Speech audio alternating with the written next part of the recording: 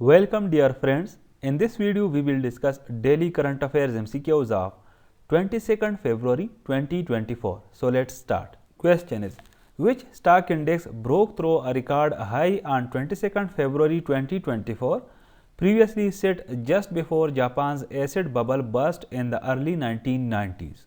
The correct option here is option C, Nikkei. Nikkei 225 Japan का एक important index है।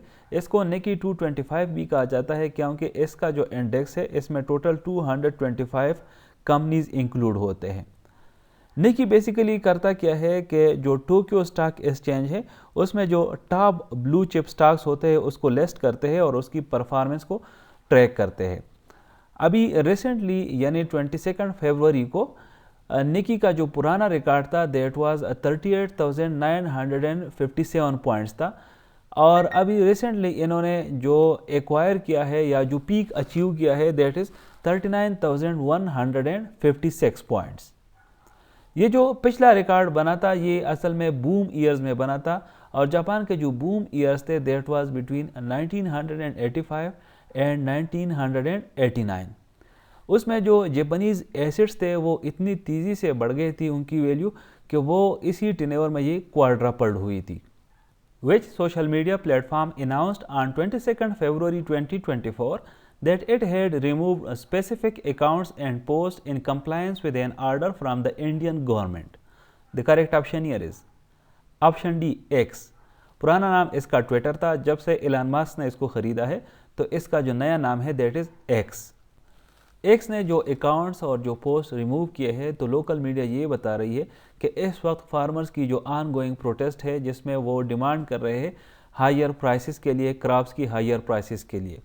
तो लोकल मीडिया ये बता रही है कि ये वो अकाउंट या वो पोस्ट रिमूव किए गए हैं जो कि इन फार्मर्स के फेवर में या इनके लिए बात करते थे। हालांकि एक्स ने कहा है कि ये इंडियन गवर्नमेंट के इस फैसले से जो है डिसएग्री करता है और it is equivalent to curtailing to freedom of expression. Which nuclear deterrent system misfired during a test last month? The correct option here is option B, Trident.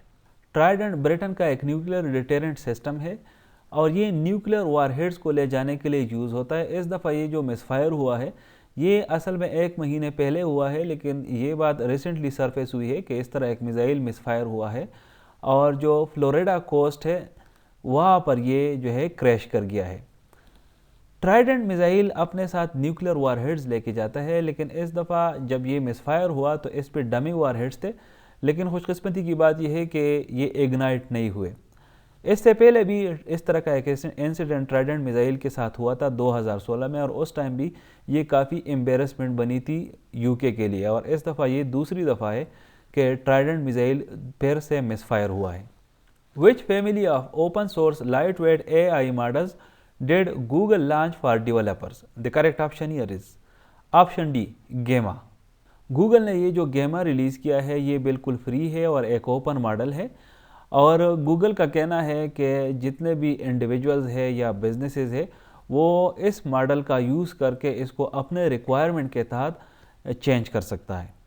Which country plans to send a new pair of giant pandas to the San Diego Zoo as a gesture of friendship toward the United States? The correct option here is option C, China.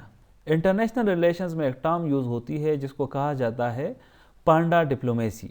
Panda diplomacy में क्या होता है कि एक country specially China, क्योंकि China ये ज़्यादातर करती है, दूसरे मुल्क को पांडास गिफ्ट करते हैं और इसी तरीके से दूसरे मुल्क के साथ डिप्लोमेटिक रिलेशंस इम्प्रूव करती है। इसके अलावा एक और टर्म भी है पेंग पांग डिप्लोमेसी।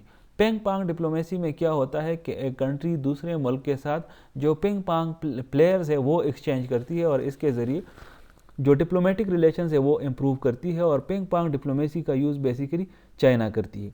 तो रिसेंटली क्या हुआ है कि चाइना ने जो ये 2 जायंट पांडास है जो कि ये एक पेयर है और ये भेजेंगी सैन डिएगो में और यूनाइटेड स्टेट्स को गिफ्ट करेगी। तो ये इनका एक मूव है कि यूनाइटेड स्टेट्स के साथ ये अपने रिलेशंस इम्प्रूव करे। पिछले साल स्पेशली डोनाल्ड ट्रंप के वक्त में चाइना और यूनाइटेड स्टेट्स की रिलेशंस जो है वो बिल्कुल लोवेस्ट एप पे चले गए थे, और चाइना ने जितने भी अपने आइकॉनिक बियर्स वगैरह लोन पे दिए थे यूएस को तो उन्होंने वो वापस किए थे। اب چونکہ ریلیشنز آہستہ آہستہ سے امپروو ہو رہے ہیں تو یہ ایک نیا موو ہے ان کی طرف سے. Which country's parliament approved a deal for the country to hold thousands of asylum seekers? Albania. Albania کے پارلیمنٹ نے ریسنٹلی یہ ڈیل اپروو کیا ہے.